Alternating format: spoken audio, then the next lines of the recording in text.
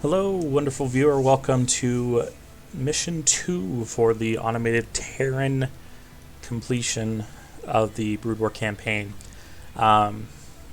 Mission number 2 is quite interesting in the fact that it is a no-build mission. You are given a preset list of units that you're required to use to accomplish various tasks. This mission being very interesting that it is separated into kind of 5 sections, each one giving you a different set of units for each. This first one being you have a squad of 8 Marines and 4 medics, and you have to use the Marine squad to clear out a series of bunkers and then use these Terran pilots to capture these beacons, which will give battle cruisers, which you will use at the end in a big fight. So it's not a difficult mission, as the primary point of this mission is kind of introduce some of the Broodwar units that Terran has at its disposal, that being the medic, as well as... Does it introduce any? I think it's just the medic. I got out of myself. I thought it was smarter than it probably actually is. We're probably going to lose this pilot here, which isn't a big deal because the game isn't heartless. So if you lose one of these pilots, it will provide a drop ship and drop off a couple more for the section that you're in.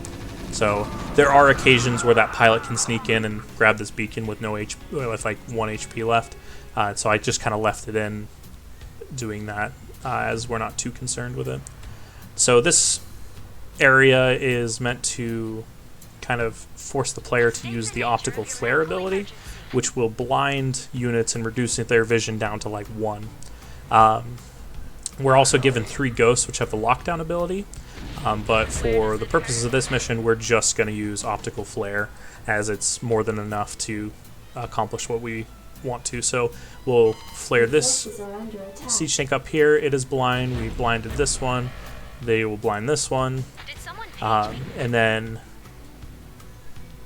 they will run to pre-designated areas, which will kind of urge the pilots to run to their designated beacon.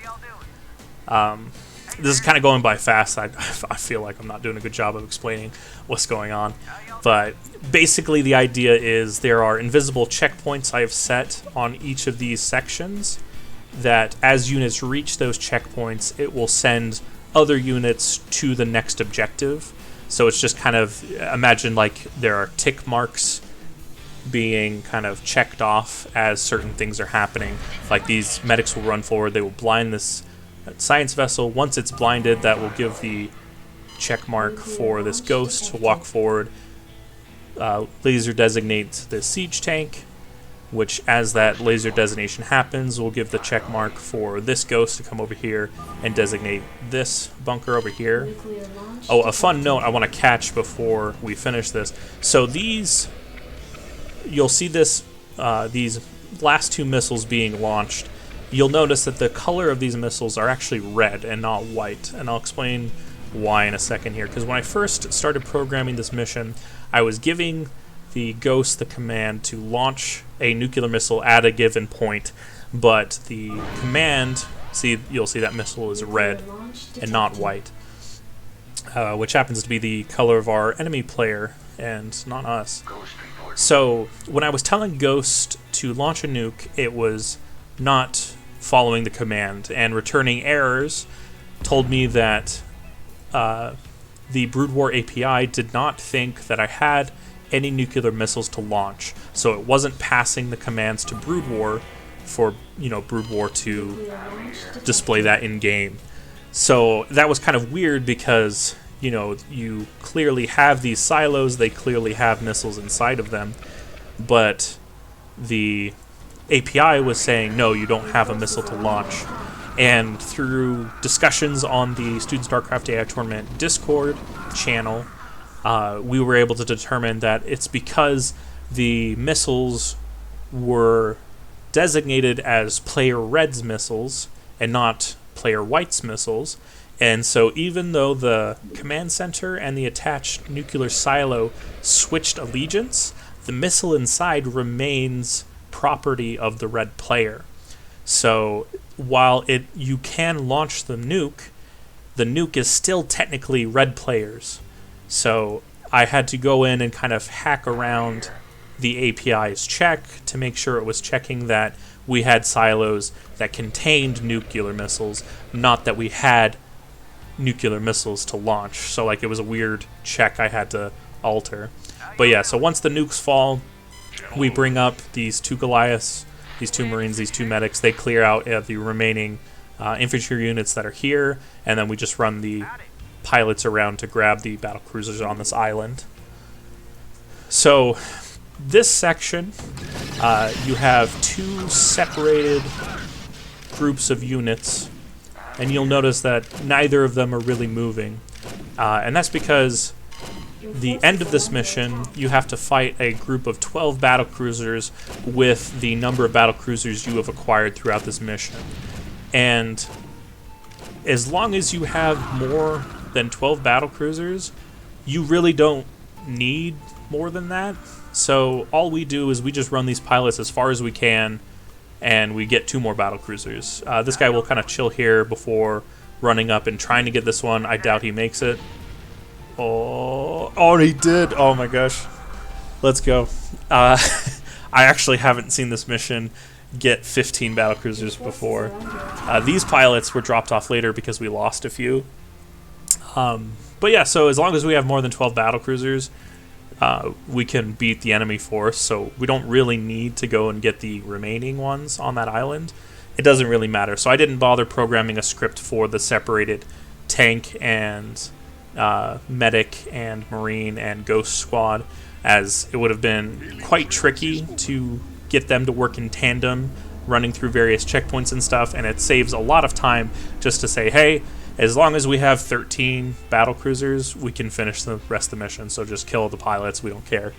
I think you could probably even do it with like 10 battle cruisers, but that would require intelligent use of like Yamato cannon, as the upgrades between the enemy battlecruisers and our own battlecruisers are equal at 1-1. So really, as long as you have equal or greater force, you can win this fight really easy. And the enemy battlecruisers kind of come in lines of 3. So as long as your battlecruisers are more grouped up than the enemies, it really doesn't take that much more. So here we are. We've clustered our units up together to get a better opening volley than the opponent. We'll wait until this very long dialogue sequence finishes. We'll fly up north, shoot down all the battlecruisers, and call this mission good. So this mission was the first one I actually had to write a script for, rather than just use the general logic that insanitybot uses for everything else. And for obvious reasons, there are no bases to be taken, there are no minerals. insanitybot pretty much implodes immediately on launch.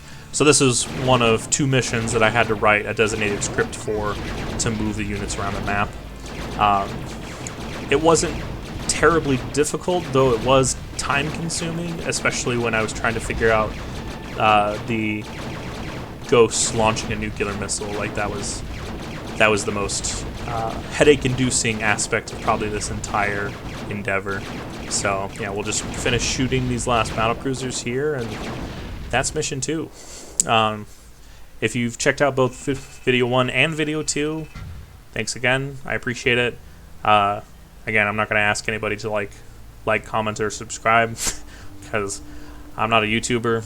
This is just a hobby I have in my spare time, programming bots, and this is the only way I have to share the campaign with the individuals in the Discord channel, as well as anyone else that's interested. The replay files, unfortunately, are broken with any way of playing these missions. Like if you save the replay right here and try to view it later, it's just broken. It doesn't reflect what actually happened during the mission. So this was the best way I could think of to share this experience. But yeah, 8 minutes 44 seconds for mission 2, by far the shortest out of all of them. The only other build mission is Mission 7, which is a different beast entirely, and which I will explain when we get there. But yeah, thanks for tuning in, and I will see you for Mission 3.